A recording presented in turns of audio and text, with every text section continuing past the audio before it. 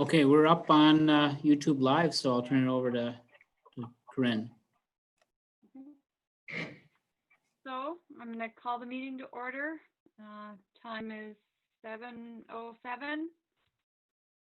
And looking for a motion to approve the agenda for the special meeting. Motion by Lyon. Also, Robin Sunstgard, second. So motion by Lyon, second by Sonstegard. Any discussion? Okay. Call for a vote. Ellis? Aye. Johnson? Aye. Trask? Aye. Sonsard? Aye. Lott? Aye. And Bertram is absent, correct? So motion passes. Okay, on to the informational section. First up is the base learning model for 2020 and the 2021 school year. I'm just going to scroll down. The first part is the recommended policy options based on the 14-day case rate that comes out from MDH every Thursday. And that's just in reference to, this is the information that came out today. And it's for the 2-week duration between July 26th and August 8th. And it went up from 2.63 to 7.88. So we had about 4 weeks of at 2.6, we've gone up to 7.88. And I'm going to scroll down again and you'll see that this is on the left-hand side, the state's categories or ratings. And in the middle here is kind of the range for our local population based on our numbers. So we are still in this range right here, but that's based on 3 cases. And we're anticipating with the current active cases on the daily email that goes out that the MDH puts out, we're at 7 for the county. I'm anticipating this 3 is going to go up. And once we hit that 4th local case that's on that list, if they're all active at the same time, that would put us into the what we're recommending as our base model for the start of the school year. And that would be in person for the elementary and hybrid for the high school. Any questions on any of that? So this is the resolution. I have a question. Yep. How often does that get revisited in terms of numbers? It's bi-weekly. So the 20th today, we're getting 2 weeks previous information. So the information we're getting today is based on the cases from July 26th through August 8th. So then on next Thursday, we'll get the next 2 weeks data and rating, if that makes sense. So it's always looking 2 weeks behind, and that's why I always look at where our most current active cases are, and we're at 7 right now for the county. And I just use their formula to come up with kind of where I think the range is going to be going in the future. And I'm a little more conservative, but because cases come off and go on. So I'm anticipating that it'll go up more in the next week. It might be another 2 week lag. It depends on when they were tested. So we're kind of looking in the rear mirror with some of this data.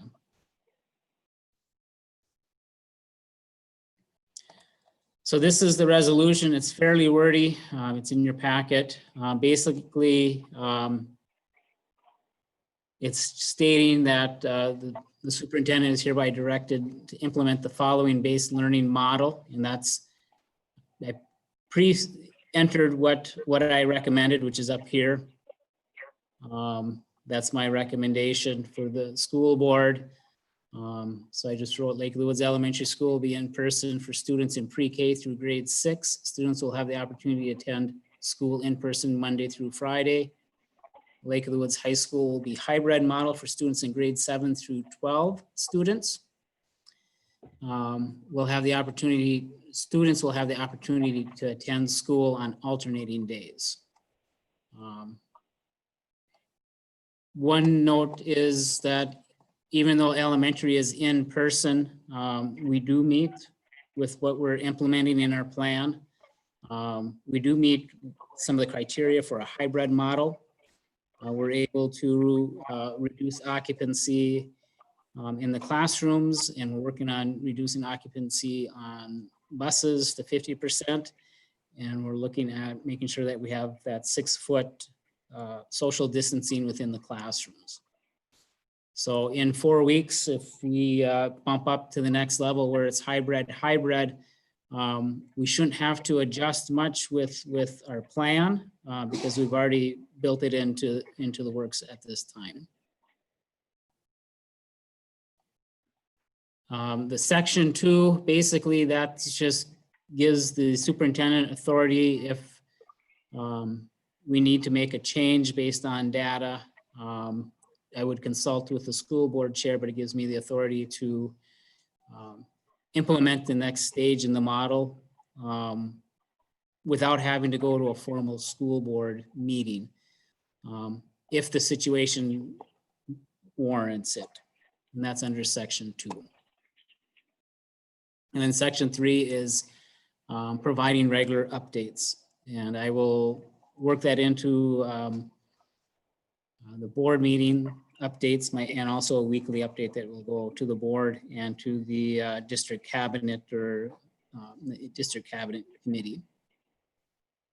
So that's the resolution for today on our distance learning. Any questions on that?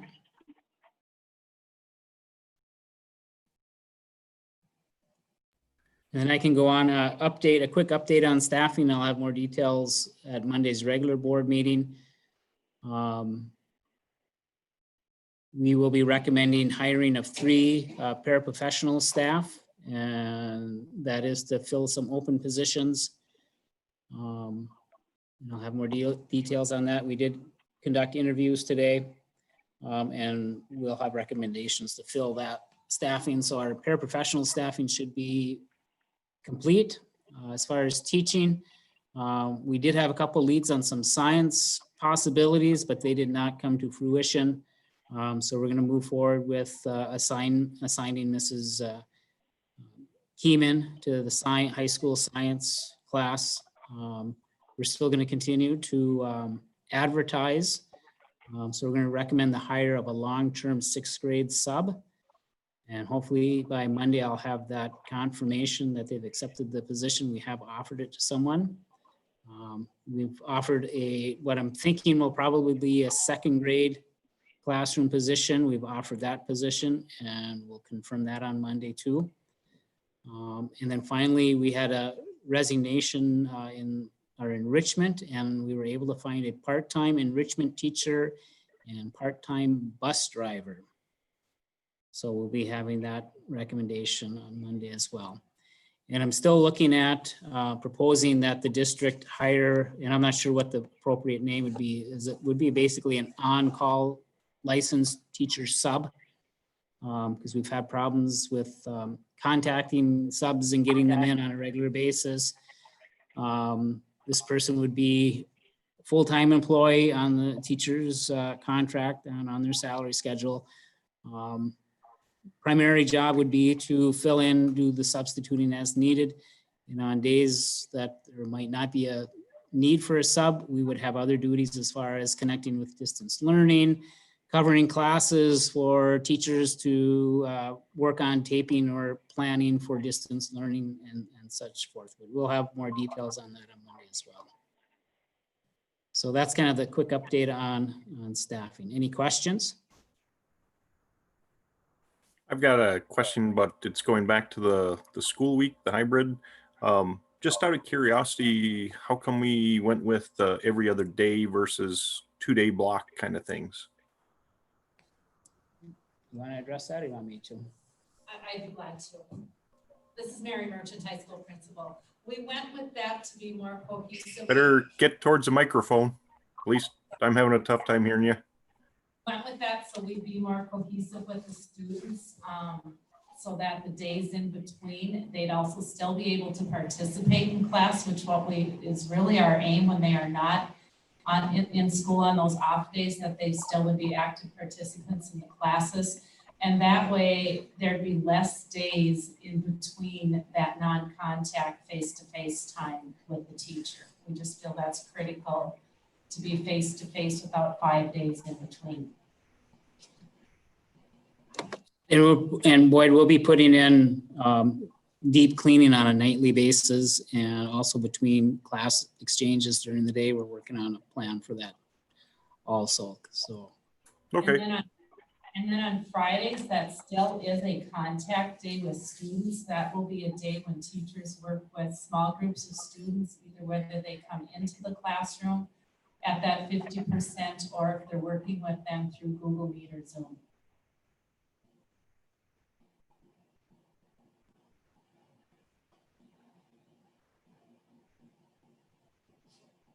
okay, any other questions? Jeff, this is Corinne. Could you just go over the cabinet group or the cabinet committee, and as far as if there are changes made,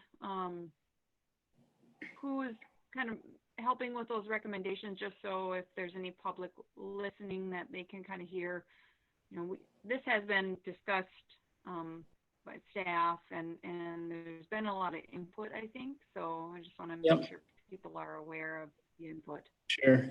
Yeah.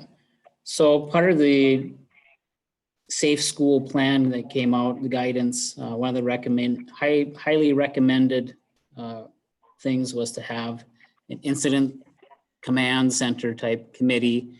And I just went with a district cabinet because that's kind of, we had a superintendent's cabinet last spring that met on a regular basis when this pandemic hit. And that included all the supervisors, department heads, and representation from the teachers union, MSEA, and AFSCME. This year I've added, and Monday it will be a board action to nominate a couple board members to be part of this committee. And I have 3 parents who have agreed to join the committee.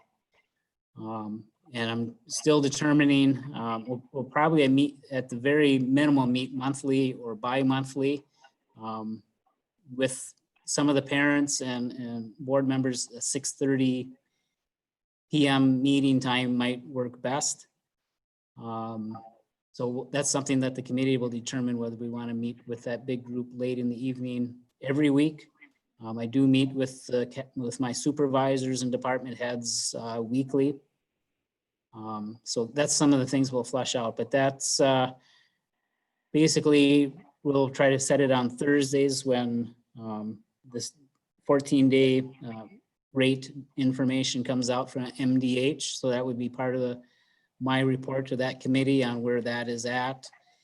And then we just cover everything from different planning from each department, how we're handling things on the buses, how we're doing lunches. If there's union concerns, that's kind of where that committee kind of oversees everything. It's an advisory committee, but that's the purpose of it. Thank you. Any other questions on the cabinet?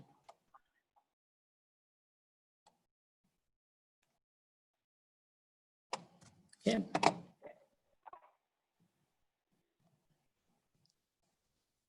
Okay.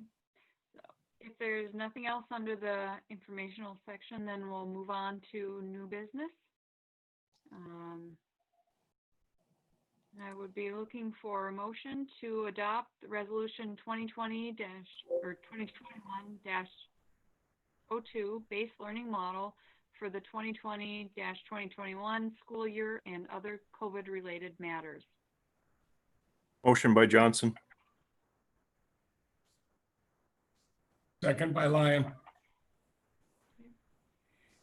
Motion by Johnson, second by Lyon. Any discussion?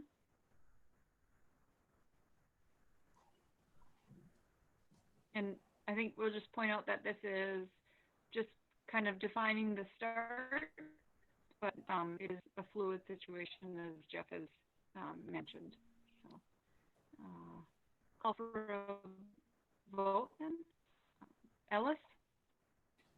Aye. Johnson? Aye. Trask? Aye. Sonstagard? Aye. Lyon? Aye. Okay. Motion passes.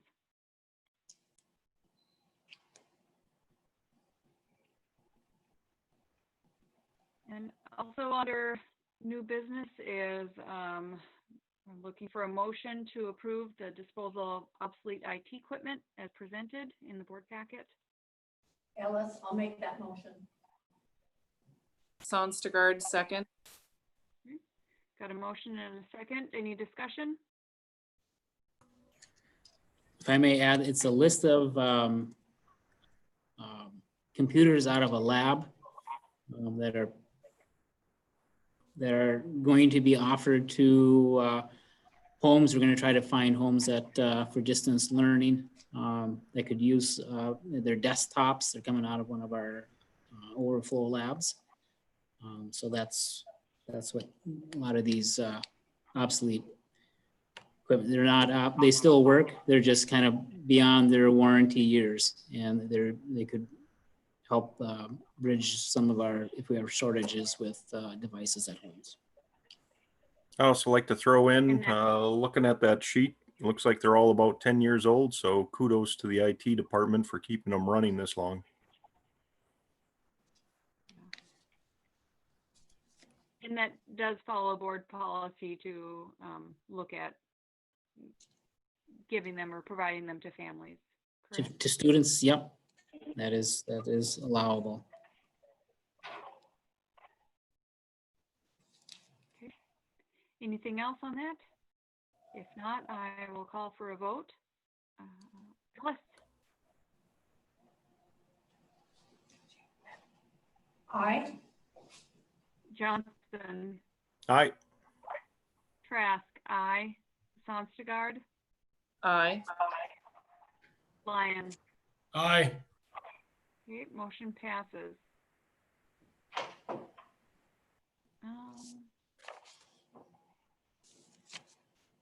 I think I might have a duplicate, Jeff. on You have a that. duplicate on the crib sheet. Just ignore that one and go on to the next one. Sorry, my bad. Okay. The next step would be looking for a motion to approve the contract with Northland Community and Technical College for school bus driver training. I'll make that motion. Ellis. Second by Johnson. Okay. Got a motion and a second. Any discussion? This is a yearly thing that we do, and the bus driver training is coming up on Monday, is it the 24th?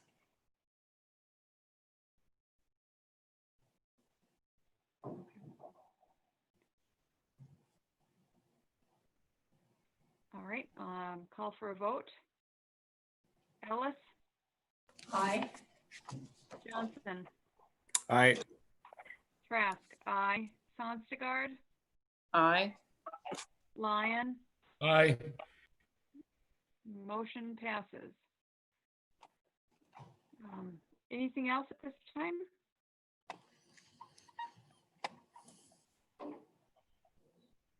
Okay, well, thank you for the work, and we'll see you on Monday. Sounds good. Take care, everyone. Thank you.